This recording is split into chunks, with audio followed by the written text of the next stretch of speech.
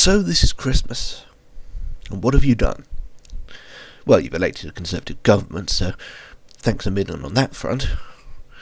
Another year over, new one's about to begin. But before we do that, here's our annual gorp at how telly used to dress for the occasion, and this year we're going to abandon all structure completely and just look at some random examples of ITV regions at Christmas in no order whatsoever.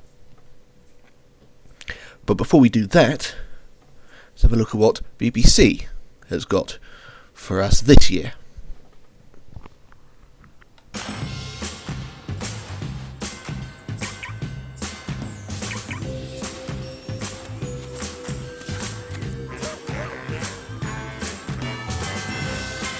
A terrifying vision of urban conformity. Or, if you're not a prick, a nice Christmas lights motif. Unlike the last two, it's not programme specific, which is just as well, since those tend to date. If it's not the Christmassiest thing BBC One have ever given us, it's certainly festive. Incidentally, this is the 5th Christmas ident of the Circles era, which suggests that we're due for a refresh, either next year or the year after, if they can be bothered. It's hoping they use my idea of a big plastic globe dotted around random locations in Great Britain. My favourite thing about this year's BBC One ident is actually that it comes complete with a trailer package in the same style as the ident itself, which they used to do all the time, but since the trailer sting was essentially made obsolete with the dancers' idents, they haven't bothered, and that was almost a decade ago, so it's nice to see this sort of thing coming back. Meanwhile, over on BBC Two... Oh, god damn it, you cheap motherfucking asshole bastard, bastard, cheap son of a bastard, ass, fucking shitting, fucking ass. Yes, this year's Christmas ident on BBC Two is the same as last year, and the year before that, and the year before bloody that. And I know some of you are thinking, but if it works, why bother changing it? And you're right, it is a very, very good Christmas ident. I said that before. In fact, I said that 3 years ago when they made the bloody thing. But that just makes it worse. Because now what in 2007 was a rather marvellous piece of early 90s style BBC Two animation has now come to represent abject sodding laziness. I don't know if you can blame the recession or what. Personally, I prefer to blame marketing skunks who say things like this from last year. Christmas is a bigger moment in the year for the BBC One brand, and the set of idents we made for Christmas in 2007 still fit in with our brand position for BBC Two.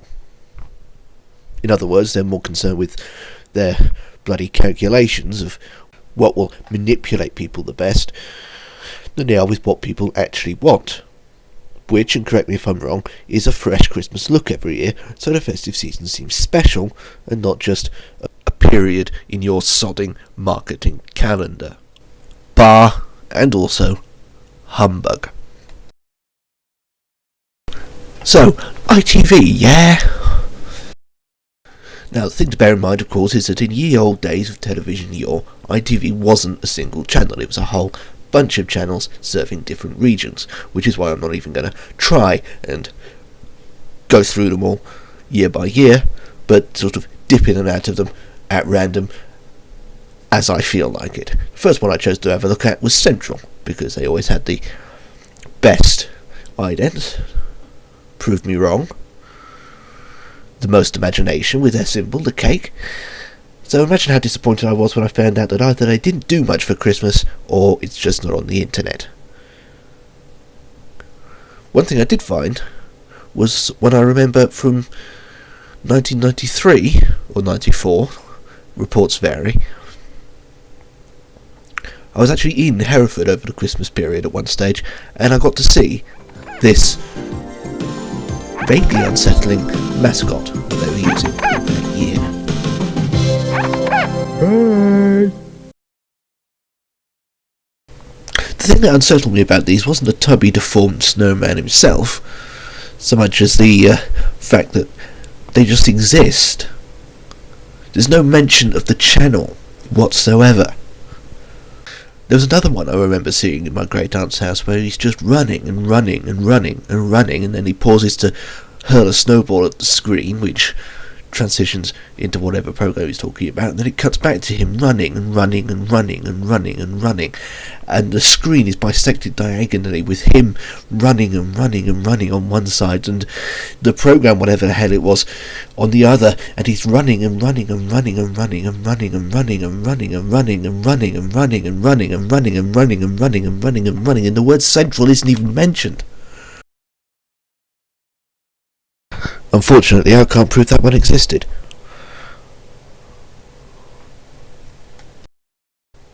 But from a year earlier, or maybe 2 years earlier, no one can decide, here's something, the ident of which I showed you in the central ITV in the face, featuring the cake as an astrolabe. Turns out it was a Christmas ident.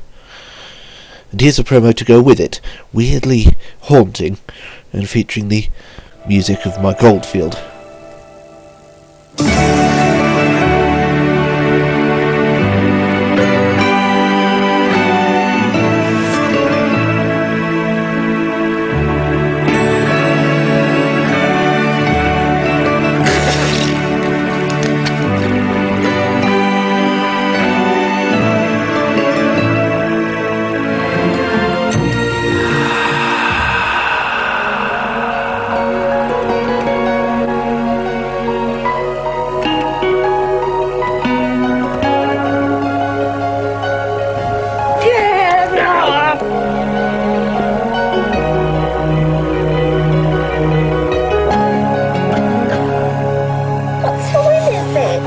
Christmas time!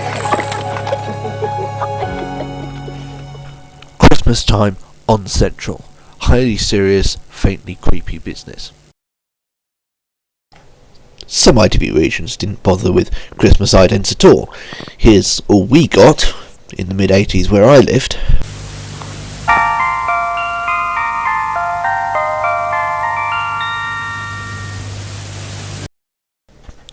Of course, in those days we had in-vision continuity with Jesus Christ sitting next to a Christmas tree, so it didn't really matter.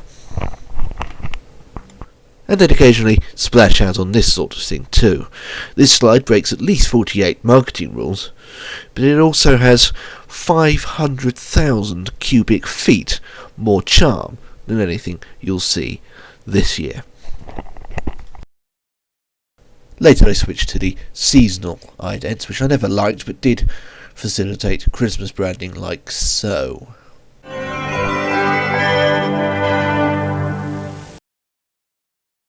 Another ITV franchisee that didn't bother with Christmas at all at first was TVS, who didn't make any Christmas idents whatsoever until 1987, 6 years into their existence.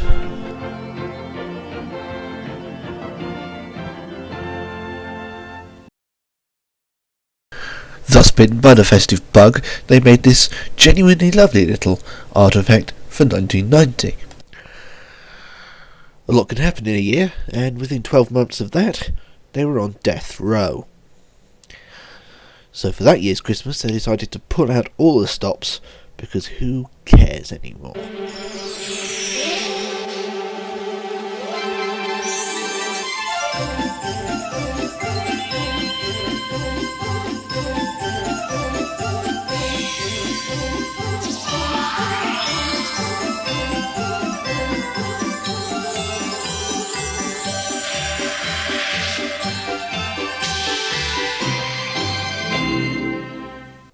Some of Mary Tyler Moore's money paid for that, you know. Moving up country, Yorkshire were always fond of Christmas, and for several years in the 80s dazzled us with this thing. Originally available in green, which made it look like a novelty chunk of snot, hence changing it back to gold the following year. Yorkshire were also blessed with some of the best continuity announcers around, men who sounded twice as avuncular as Father Christmas himself, and could make you feel like you were personally cuddled up in front of a fireplace with a glass of brandy, even though you were just watching the television. And a very happy Christmas from me, Paul Lally, and from all of us here at Yorkshire Television on this lovely Christmas morning. As computer technology improved, they replaced it with an eye-raping optical illusion in 1987. And for one reason or another, I feel it's my duty to mention this from 1992. If you need to find a petrol station that's open this Christmas, Ring YTV's Christmas line on Leeds 448 199. Of course, back in the days before computer animation, when idents were made of cardboard and motors, you tended to make do with a bit of holly around the original ident, or the classic method of some snow on the logo.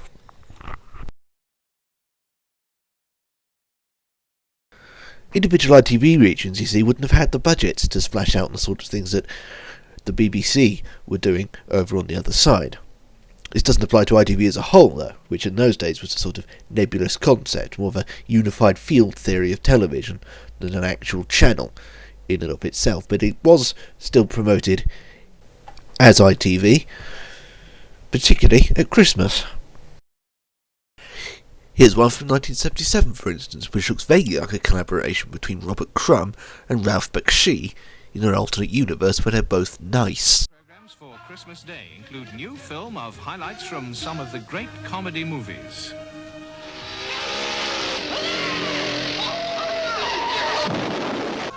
Christmas Day afternoon highlights on ITV.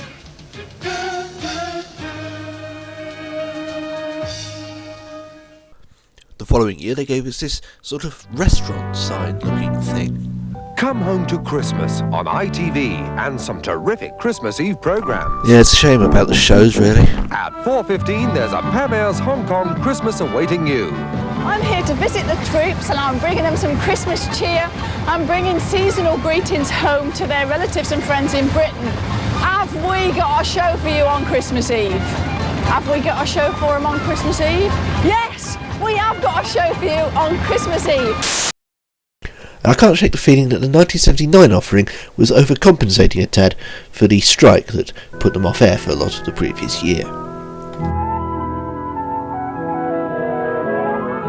An evening of all-star seasonal entertainment for Christmas Day with ITV includes a star evening of entertainment. This Christmas Day with ITV.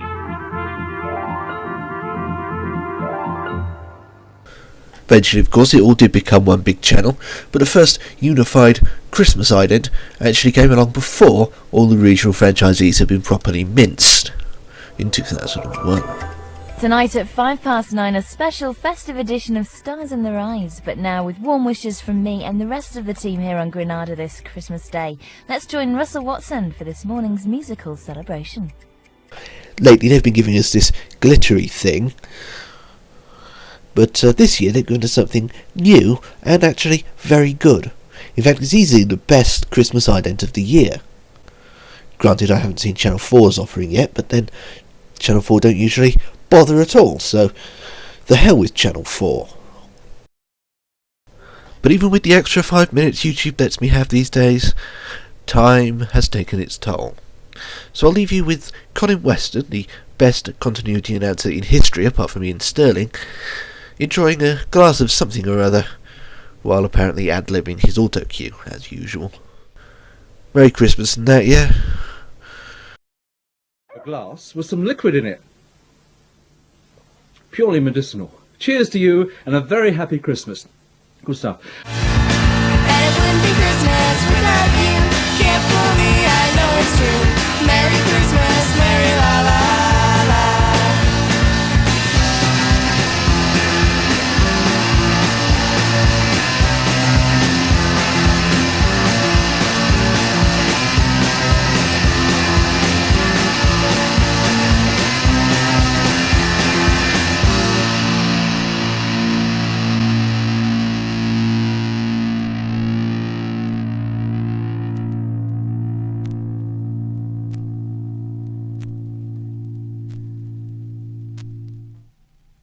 I'll see you later.